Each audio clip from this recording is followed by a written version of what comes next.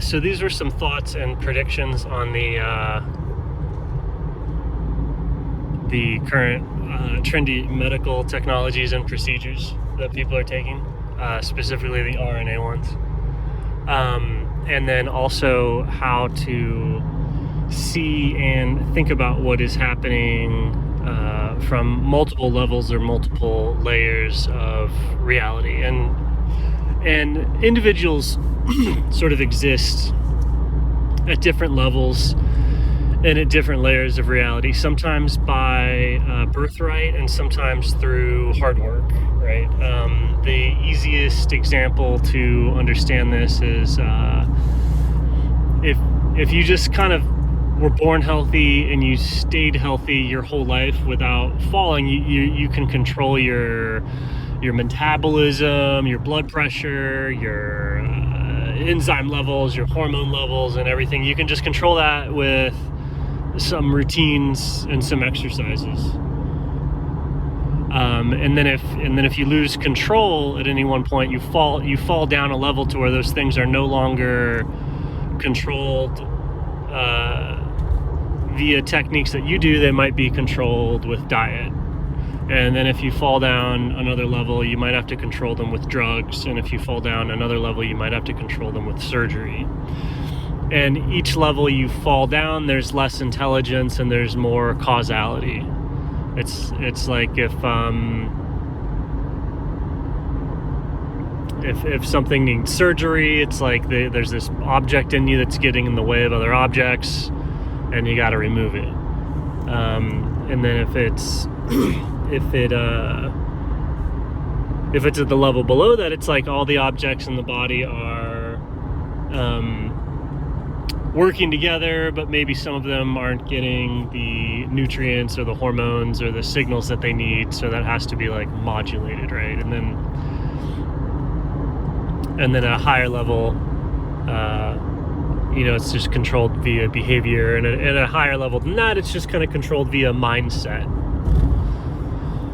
And everyone kind of exists on all those planes simultaneously. And if you lose control of your mind, let's say that your mind dies and you lose control of mindset, then suddenly, instead of having the mindset with which you perform your life or your exercises, you might start doing exercises to try and cause the same effect as a healthy mindset.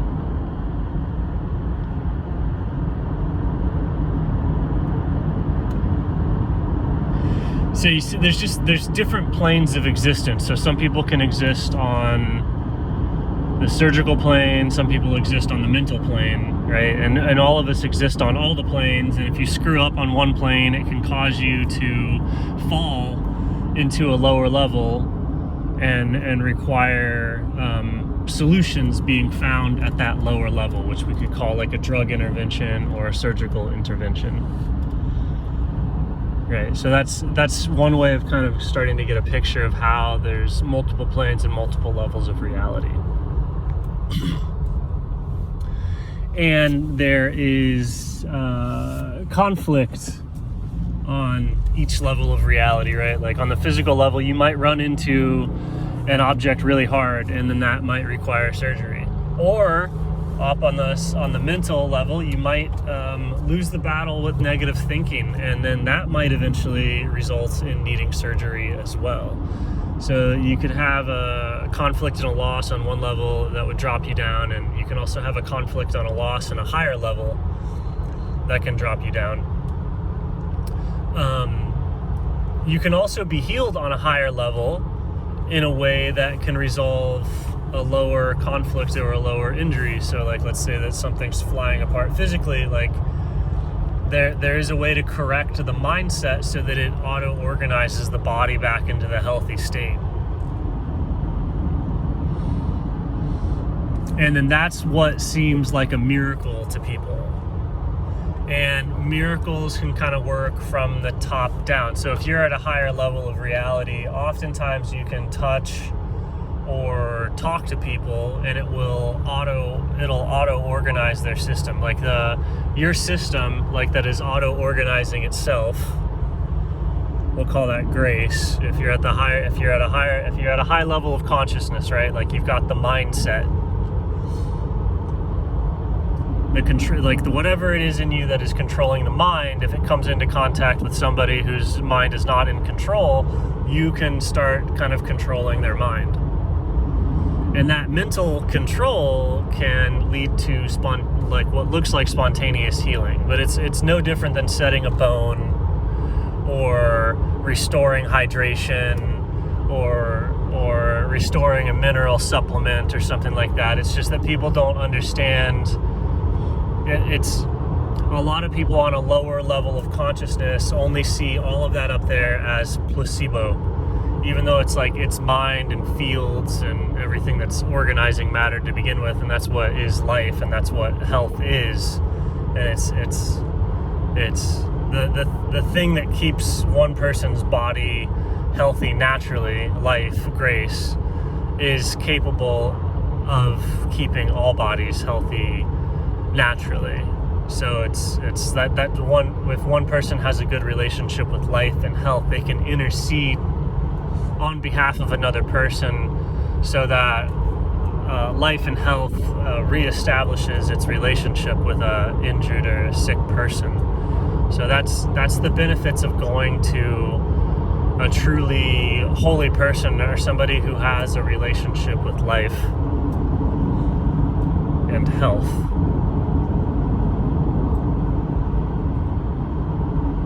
And there's a hierarchy here. So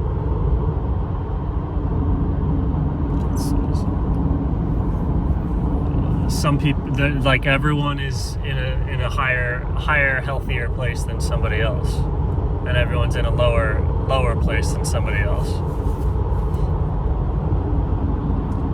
So that picture is super important to kind of work into the mind, so that you see there's multiple levels and multiple states of existence working simultaneously. So with the current medical treatments and the current pathologies, there's multiple things happening. So at a higher level of reality, there is what I would call a rolling energetic force that is coherent enough that I would definitely call it alive. It might even be more alive than a person in some ways. You could call it an angel or a principality. It's kind of, it rolls, it moves, it sweeps across the face of the earth seasonally. And these principalities, these angels, cause disease, problems, and sort of conflicts as we wrestle with them. Like we wrestle with these diseases. And in that wrestling, our consciousness and our awareness of self is increased, just like wrestling with a person is increased.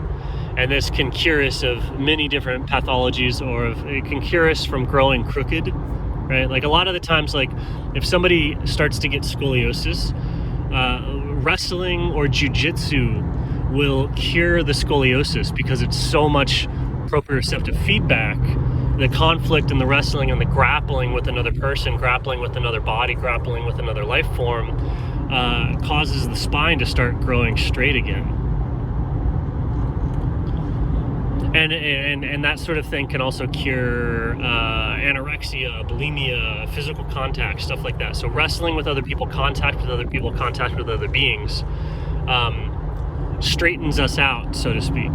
So when you wrestle with an angel, it can give you a disease or a hardship or a life problem or something like that. It's often a disease, like these minor angels, like flus, colds, are rolling energetic forces that, like, if you were to look at them materialistically, they look like waves. They look like energetic waves that move through the energy field of humanity, like and each human is like a sailboat in this field, and so these waves roll by and they can capsize your boat. It's like a storm. But if you deal with them correctly, it straightens you out. It causes you to have more grounded, realistic self-awareness, the disease. And then complete avoidance of these conflicts can allow you to grow completely crooked. This is like trees are strengthened through breezes, and wind and shaking and stuff. And if they don't have any shaking or wind, the wood doesn't get strong. So it's the exact same principle. So there is just an angel, a principality, a rolling force, an electromagnetic perturbation in the human energy field rolling across the earth that's giving people the long COVID symptoms.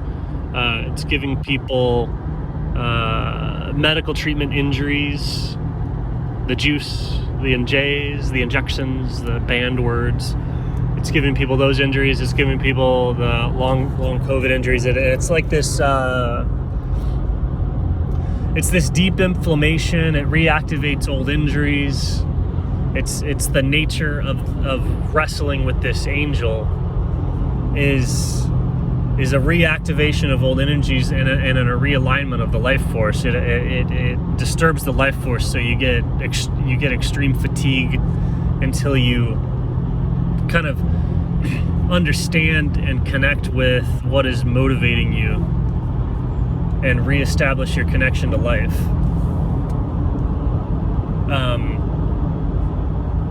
That's happening at this mind state level, right?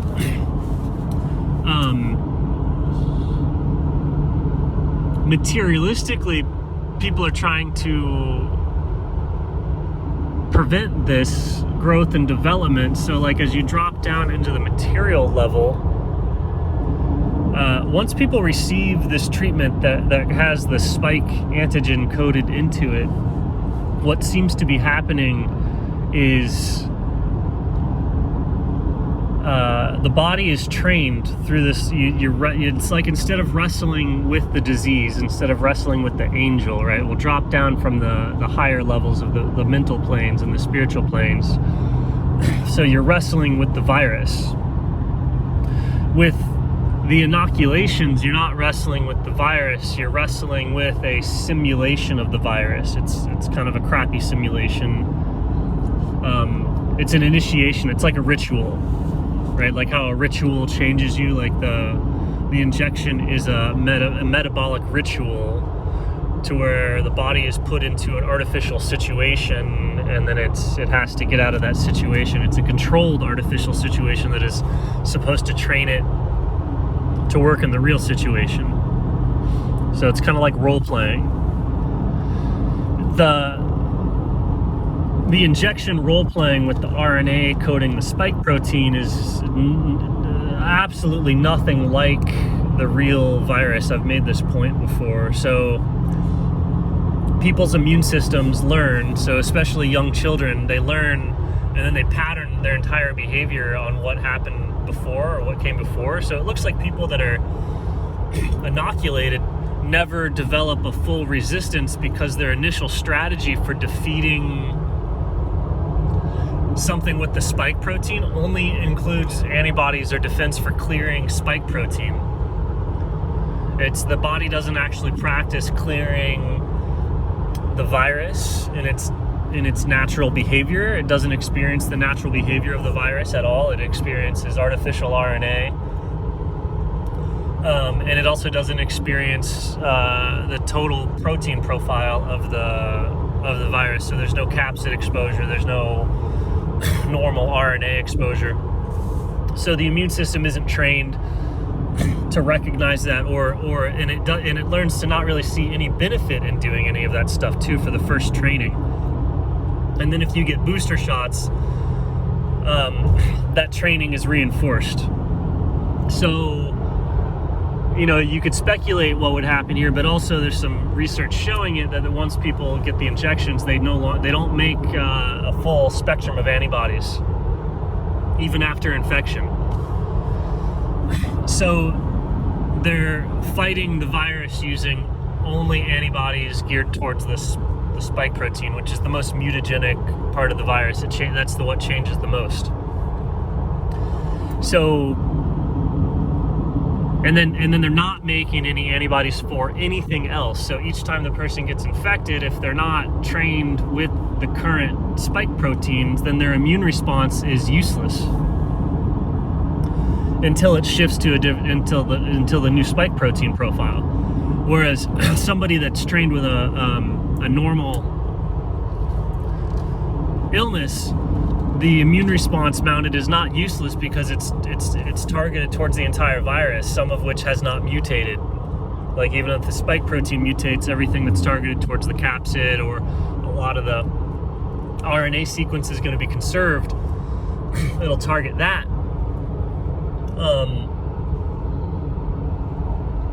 And so then the initial immune response isn't going to be totally useless, even if some of it would be not useful, geared towards the new variant of the spike protein. So it seems like people are going to be dependent on getting these vaccines quite frequently, as frequently as the virus mutates, because their immune system will never get any better at recognizing the non-mutagenic or non-variable sections of the virus due to the original training, which is called antigenic original sin. And it's a well-known phenomenon. It happens with all cold and flu viruses. Like our antibody profile is strongly influenced by the flus that were around during our childhood. And centered around that. So everyone's immune responses are going to be centered around the type of vaccine response. And it's a very bizarre, shallow vaccine, making an extremely limited antibody profile. So people are going to be addicted to these things, and without them, they'll get very, very sick every single time the COVID comes through, or every single time this virus comes through. So they're kind of on a subscription system. Like these boosters won't end. Otherwise, people are going to get like just with like really nasty COVID or whatever. So it's going to be endless boosters. Like once you start taking the boosters, you have to take the boosters forever. So hopefully they get better. Like like they could start inoculating people a little bit more intelligently with like a little bit broader spectrum of protein sampling and all that, so that the antibody profile is more robust. But I think people will need them forever once they've started. So that's cool for the pharmaceutical company. It's like a really good program for them. And then hopefully people with the natural immunity, I think you just get mildly sick, like a cold. And then if people are up to date on their boosters, they shouldn't get sick at all, I guess, right? Like if you're getting a shot every oh, my throat's dry. If you're just getting a shot every 3 months or whatever. So it should be a win-win for everyone, I think, unless they cause some sort of like separation. The interesting thing is that this is definitely changing at the higher level, right? Like once you're dependent on a medicine, you've entered into the principality or become a meta being of everyone that is using that medicine, right? So it's like you identify your body as what you need to survive, right? So you need your liver, you need your heart, and then if you become addicted or dependent on drugs or vaccines, that's a part of your organ. That's your organ system, right? So it's like you look at everyone that's going to be addicted to vaccines, and they are part of a singular body. They're sharing an organ, like they're sharing a Pfizer organ, or like part of their body is that RNA factory for the vaccines, or part of their body is the vaccine factory. So they have this huge external organ, and sort of this is a process that's already been happening. It's like if you're dependent on a car to survive, it's kind of your organ. But the interesting thing is like the car is not going inside of you. It's like it's fascinating to have your immune system completely and utterly dependent on a giant technological factory, pharmaceutical industry apparatus kind of going on. Or if all that gets taken over by the government, it's like you've created an entire swath of people where the healthcare industry is a vital organ for them.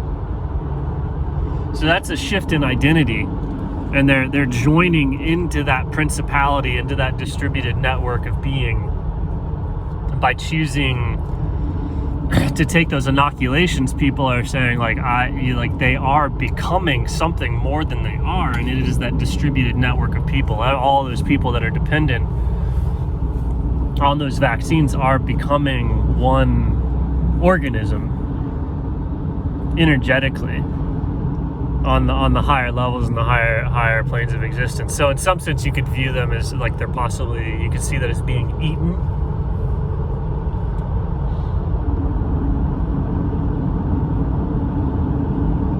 And then they lose some aspect of their individuality, some aspect of their identity, and they give that up.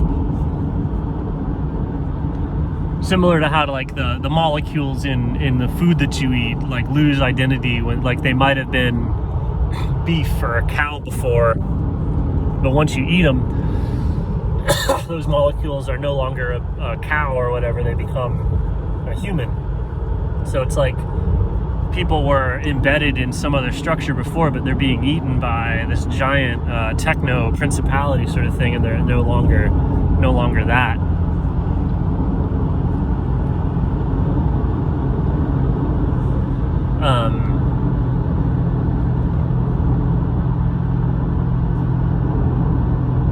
So that's happening, and will happen, and is happening. And that's what's been happening with all the technology, but just within this injectable stuff, like a new layer, a new reality, a new fractal plane of that interaction of people having external organs. People have their external organs inside of them. I don't know. It'll cause a trippy state to come into being, because it's like when you. Anytime it's ingested past your ego barrier line, like you're gonna get massive shifts in your sense of self. That's like what happens with all drug use, is it goes inside of you and alters a lot of different processes. So anytime that you're doing something externally that's altering a lot of different processes inside the body, you're going to get a huge shift in identity from what larger principalities and what larger meta beings you're interacting with. Another level of this would be like the company that you work for, or the institution that you work for. That's also a principality. So your behavior and your identity shifts depending on which company, group, or meta being you're participating in. But with the injections and stuff like that, you can't stop participating in it without extreme consequence, right? Like, I guess if it's like you got a good job and you stop participating, there could be the extreme consequence of not having enough money or whatever. But if you stop participating in this being, it's like reality itself might start making you sick. Like really, really sick. So it's kind of a blood pact, I guess you could call it. Like there's like blood pacts happening, and if the technology goes further and there's more stuff like that, you'll see people can become more and more bonded and more enslaved to their principalities. It's heavy shit, man. Heavy shit. Dog, what's up? Sorry, I don't know where that came from. I am host to several principalities that I would rather not be there. That really shouldn't be there. Invasive artificial species, which is what makes it like cringe. You know, white cringe, I'll call it. Oh, that's a good name. White cringe. It's like my superhero name.